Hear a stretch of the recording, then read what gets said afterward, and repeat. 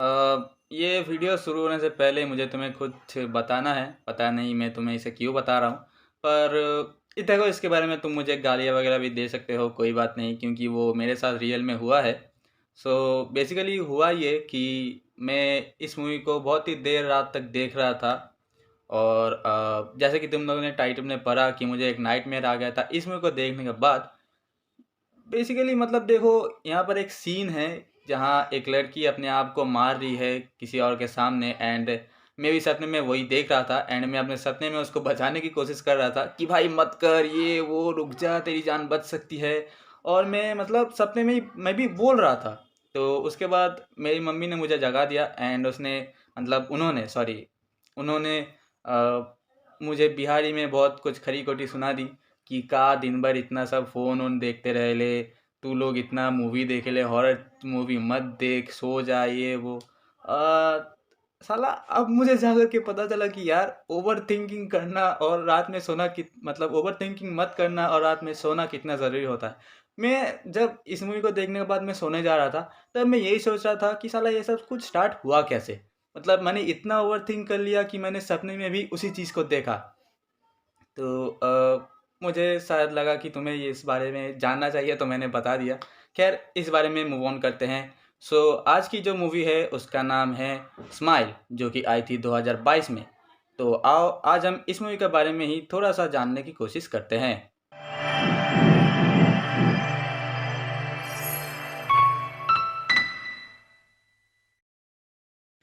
कहानी के शुरुआती दौर में हम हमारे मेन कैरेक्टर डॉक्टर कार्टर के मम्मी को देखते हैं, जिन्होंने अपनी ही जान ले ली है।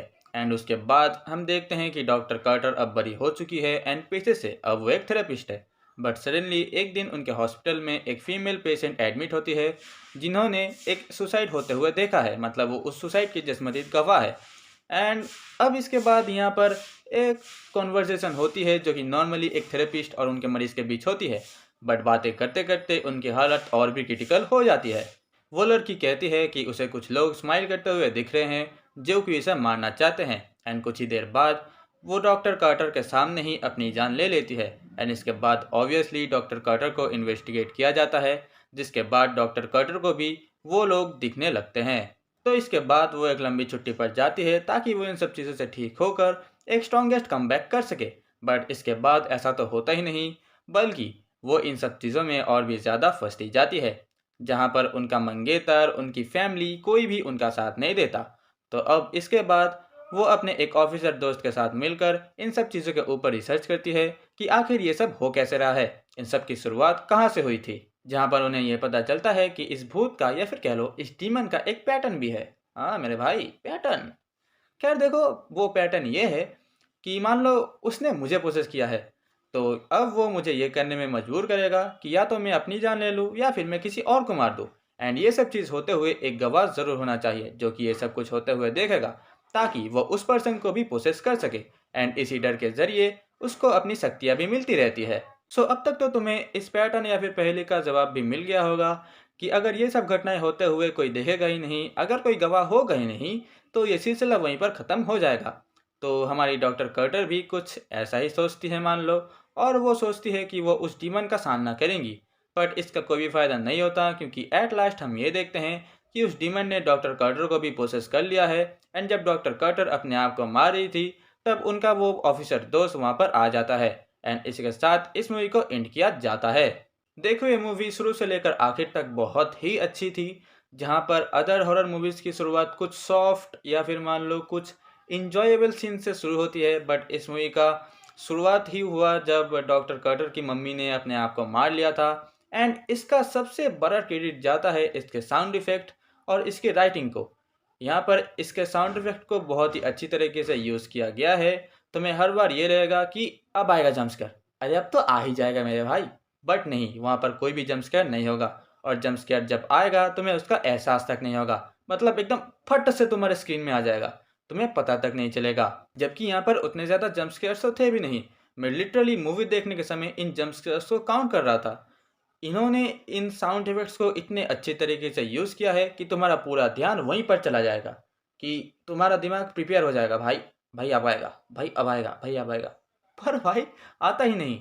मूवी लिटरली है मान लो 2 घंटे की, अगर हम पूरा देखें तो। और यहाँ पर जंप स्केयर है 4 या फिर 5। एंड इसके बाद आती है इसकी राइटिंग। यहाँ पर तुम कुछ ऐसे सीन्स देखोगे जहाँ पर हमारी डॉक्टर कार्टर बहुत ही ज़्यादा ओवर थिंकिंग कर रही है।